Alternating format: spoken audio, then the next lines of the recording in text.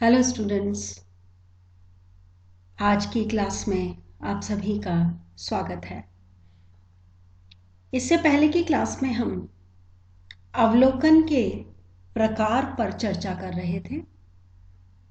अवलोकन के प्रकार, जिसके अंतर्गत अनियंत्रित अवलोकन, ऐसा अवलोकन जिस पर नियंत्रण नहीं होता है। किस प्रकार का नियंत्रण? किसी भी प्रकार का अवलोकनकर्ता और अवलोकित किए जाने वाले समूह दोनों पर नियंत्रण का न रहना, यानी कि घटनाओं का अवलोकनकर्ता के द्वारा उनके वास्तविक और स्वाभाविक रूप में ही अध्ययन करना, यह अनियंत्रित अवलोकन की विशेषता है, उसका लक्षण है। और उसमें किसी भी प्रकार की विशेष संरचना या औपचारिकता या नियोजन नहीं किया जाता। तो एक तरह से एक साधारण तरीके से जो घटित हो रही हैं घटनाएं, उनका अवलोकन किया जाता है। इसीलिए गुडे एवं हट ने इसे साधारण अवलोकन कहा है। अनियंत्रित अवलोकन को जहोदा और कुक असंरचित अवलोकन कहते हैं, अनस्ट्रक्चर्ड ऑब्जर्वेशन, जैसे कि गुडे एवं हट इसे सिंपल ऑब्जर्वेशन कहते हैं। कुछ लोग इसे ओपन ऑब्जर्वेशन भी कहते हैं और इनफॉर्मल ऑब्जर्वेशन या अनडायरेक्टेड ऑब्जर्वेशन के नाम से इसे पुकारा जाता है। इसके पश्चात हमने सहभागी अवलोकन पर बातचीत शुरू की थी। सहभागी अवलोकन का अर्थ मैं आपको बता चुकी थी। सहभागी अवलोकन का आरंभ 1924 में लिंडमैन के द्वारा किया गया था। इसके बारे में भी हम विस्तार से चर्चा कर चुके हैं। उन्होंने अपनी सोशल डिस्कवरी में जो भी सहभागी अवलोकन के बारे में लिखा है, अवलोकन का प्रयोग की आवश्यकता को, उसकी उपयोगिता को समझाया है। और उन्होंने बताया है कि जो अन्य विधियां हैं अवलोकन की अलावा अनुसूची या प्रश्नावली के माध्यम से जो अध्ययन किए जाते हैं, जो निष्कर्ष निकल के आते हैं, उनमें क्या कमियां रह जाती हैं, उसके आधार पर उन्होंने इस पर पूरा प्रकाश डाला। इसके बाद हम सहभागी अवलोकन के गुण या उनके लाभों पर चर्चा कर चुके थे। आज हम सहभागी अवलोकन के दोष पर बात करेंगे। सहभागी अवलोकन के बहुत लाभ हैं, कई लाभ हैं, फिर भी ये एक पूर्ण विश्वसनीय या वैज्ञानिक विधि नहीं कहा जा सकता। कारण कि इसकी विश्वसनीयता के लिए बाधा उत्पन्न करने की कुछ सीमाएं भी हैं, कुछ कमियां भी हैं।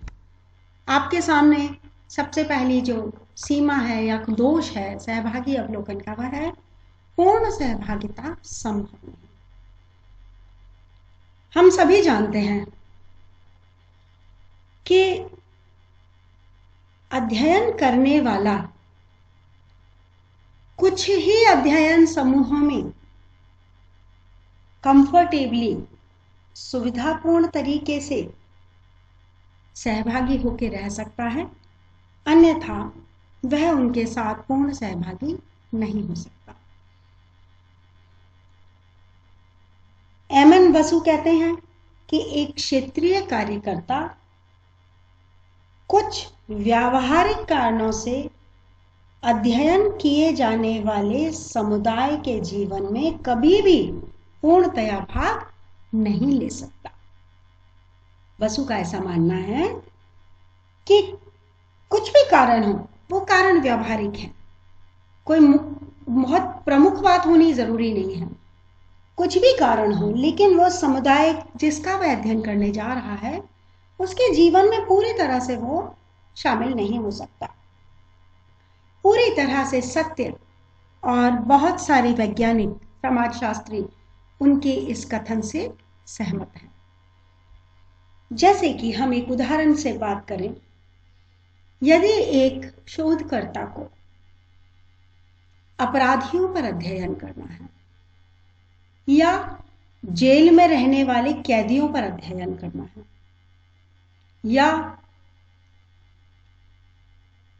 किसी उत्पीड़न के शिकार स्त्रियों का अध्ययन करना है, या देह व्यापार में लिप्त लड़कियों का अध्ययन करना है, तो अध्ययनकर्ता उनसे जानकारी तो ले सकता है, जाकर उनके साथ समय तो बिता सकता है, लेकिन उनके साथ सहभागी नहीं हो सकता। उनकी आदतें, उनकी मनोवृत्तियां, उनके जीवन के जीने के तरीके को नहीं अपना सकता, उनके साथ जीवन नहीं बिता सकता। और जब वो उनके साथ जीवन नहीं बिता सकता तो वह सहभागी अवलोकन नहीं कर रहा, संभव ही नहीं है उसके लिए ऐसा अवलोकन करना। इसी तरह से जनजातियों का अध्ययन करना चाहे अगर शोधकर्ता, तो उसके रीति रिवाजों के अनुसार रहना किसी भी शोधकर्ता के लिए सामान्यतः संभव नहीं होता। और इन्हीं कठिनाइयों के कारण हेरस्कोविट्ज, रेडिन जैसे अमेरिकन समाजशास्त्री हैं, वो इस विधि को अव्यावहारिक या कम विश्वसनीय मानते हैं। इसी प्रकार लुंडबर्ग कहते हैं कि जो जाति संस्तरण वाले समाज होते हैं, समुदाय होते हैं, उनमें भी यह विधि उपयोगी नहीं होती, क्योंकि अगर एक व्यक्ति किसी एक जाति समुदाय में, किसी एक बस्ती में रह करके उनका सहभागी अध्ययन करता है और वही व्यक्ति कुछ समय बाद जाकर दूसरी बस्ती में या दूसरे समुदाय में जाकर के अध्ययन करना चाहता है, तो लोग उसे अपनाने से, उसे सूचना देने से, उसके साथ जीवन में शामिल होने से साफ साफ इनकार कर देते हैं। तो इस प्रकार पूर्णतः सहभागिता संभव ही नहीं है सहभागी अवलोकन के अंतर्गत। दूसरा जो बिंदु आता है आपके सामने वह है वैषयिकता का अभाव, लैक ऑफ ऑब्जेक्टिविटी। वैषयिकता क्या होता है? जैसे हम कहते हैं वस्तुनिष्ठता। वस्तुनिष्ठता का अर्थ है जैसा है वैसा ही स्वीकार करना, जैसा है वैसा ही देखना, जैसा है वैसा ही संकलित करना। जब एक शोधकर्ता किसी समूह के साथ रहता है, उसके साथ निवास करता है, उसके साथ जीवन यापन करता है, तो उसके मन में वो चाहे या ना चाहे उस समूह के प्रति एक आत्मीयता का भाव विकसित हो जाता है, लगाव की भावना उत्पन्न हो जाती है, सहयोग, वफादारी जैसे मूल्य उसके अंदर उस समूह के प्रति विकसित होने लगते हैं, और इस वजह से वह निष्पक्षतापूर्ण तरीके से तथ्यों का संकलन करने में असफल हो जाता है। कारण क्योंकि वो तटस्थ अवलोकन करता नहीं रह पाता और स्वयं को उस वर्ग का सदस्य मानते हुए, जैसी की आवश्यकता है, सहभागी अवलोकन की आवश्यकता भी है कि अध्ययनकर्ता, अवलोकनकर्ता उस समूह के सदस्य ही जैसा ही जीवन व्यतीत करे, तभी वो उनको देख पाएगा, समझ पाएगा। किंतु जब एक अवलोकनकर्ता किसी वर्ग का सदस्य बन के अध्ययन करने लगता है तो उसका वैज्ञानिक दृष्टिकोण समाप्त हो जाता है और वो घटनाओं को अतिरंजित रूप में देखने लगता है।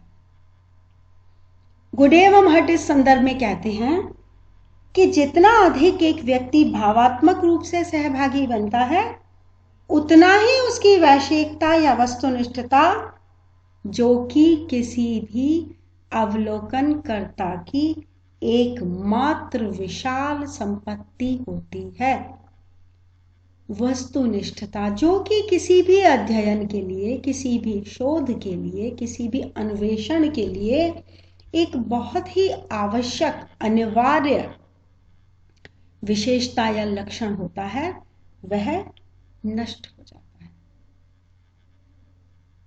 गुडेह मठ गए इस बात से बहुत से समाजशास्त्री समर्थन रखते हैं, इस बात को समझते हैं कि किसी भी अध्ययन को वस्तुनिष्ठ होना इतना आवश्यक है कि सारी अध्ययन की विश्वसनीयता भंग हो जाती है अगर अध्ययन व्यक्तिनिष्ठ हो गया, और जब वह व्यक्ति स्वयं उस अवलोकित समूह का सदस्य बन जाता है तो उसके अंदर वस्तुनिष्ठता समाप्त हो जाती है। वो रह ही नहीं सकता, क्योंकि जिसका अवलोकन किया जा रहा है वह भी मानव है और जो अवलोकन कर रहा है वह भी मानव है।